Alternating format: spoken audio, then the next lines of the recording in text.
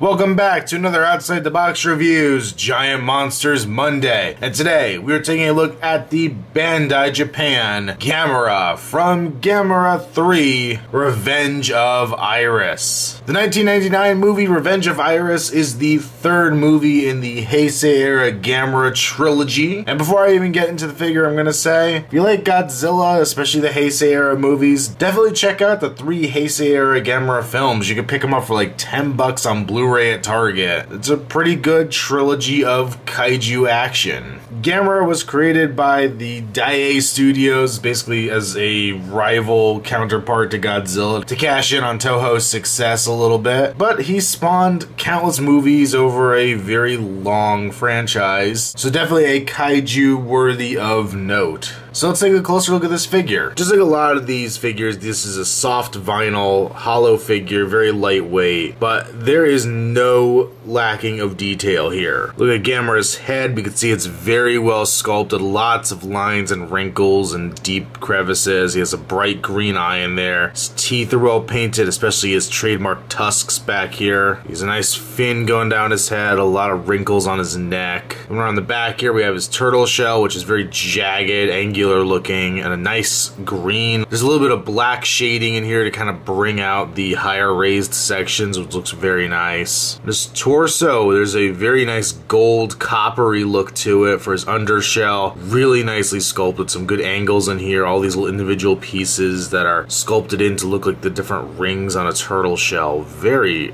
nicely done. A nice metallic to it as well. He's got his arms coming out here, the kind of spike pointing forward, and then his almost too many fingers on here. 6 fingers per hand, which is a little awkward looking, but it does kind of look like a flipper, so I guess that works. But painted nails on there, which is very nice. There is some shading on the extra little claw here that makes it look dirty and worn. He's got his big kind of elephant looking legs, very wrinkly, very textured. His extra little claws coming down the back from about where his knee is. His brown painted toenails down here. A little bit of detail on the bottom of the feet, but nothing really. We have his tail, has a lot of wrinkles in it as well. Very short, stubby tail compared to Godzilla, but there we go. Very turtle looking, I guess. For articulation, we do have a swivel at the shoulder on both sides to kind of move those arms in and out, and then we can rotate on kind of a V cut at the crotch for the legs, and that is it. A very simple vinyl figure. Just like the other Bandai Japan figures, he comes with his tag, not a box, so it just has some artwork, some pictures of the character, and probably some information if you read Japanese. So overall, I love this figure. I got him at the same time I got my Jet Jaguar figure, and I was just blown away by the amount of detail that's in this thing. The detail to me is just as good as you'd get on an SH Monster Arts figure. The paint is phenomenal, the sculpting is top notch, the only thing it's missing is the articulation. But a very cool figure, and he's going to get a cult classic status rating, which is ironic because most of the Gamera films showed up on Mystery Science Theater 3000. As with everything else, Bandai's done a ton of different versions of Gamera from all his different movies and his foes as well. He really had the same look through his entire Showa run, but his Heisei era, he did change every movie, and I would love to get a Gamera 2 version from Bandai. That would look really cool. I prefer that look over all the other ones, I think. But this was really the first kaiju I've picked up from my collection outside of Pacific Rim that wasn't in the Toho universe, and I couldn't be happier. Make sure you check me out on Instagram, username Outside the Box Reviews. Also check me out on Facebook, link below. And until next time, it's been another Outside the Box Reviews Giant Monsters Monday. Sayonara.